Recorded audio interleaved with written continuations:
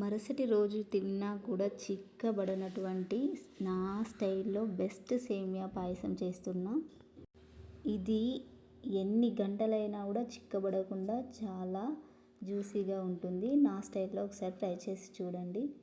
దీనికోసం స్టవ్ పైన ఒక గిన్నె పెట్టేసుకొని 2-3 స్పూన్ల నెయ్యి వేసుకొని 1 కప్పు సేమియా అంటే 10 రూపాయల ప్యాకెట్, ఎగ్జాక్ట్లీ 10 రూపీస్ ప్యాకెట్లో వచ్చే సేమియా 1 కప్పు వస్తుంది. నేను చూంచే కప్ అంతా సేమియాను నెయ్యిలో మంచిగా లేత బంగారు రంగు వచ్చే వరకు సేమియాను మంచిగా వేయింపండి.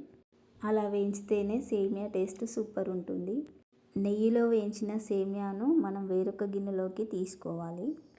మనం సపరేట్ గిన్నెలోకి తీసుకున్న సేమియా చల్లారేదాకా పక్కకు ఉంచుకోవాలి.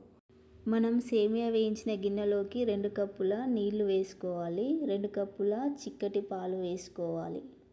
పాలను మంచిగా కలుపుకుంటూ ఓ పొంగు వచ్చాక అందులోకి మనం వేయించి పెట్టుకున్న సేమియాని వేసుకుంటూ కలుపుకోవాలి.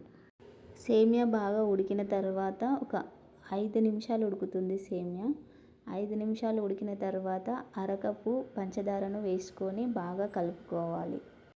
ఇలా నేను చెప్పే కొలతలతో చేస్తేనే చిక్కబడకుండా సాయంత్రం అయినా మళ్ళీ మరుసటి రోజైనా కూడా చిక్కబడకుండా ఉంటుంది.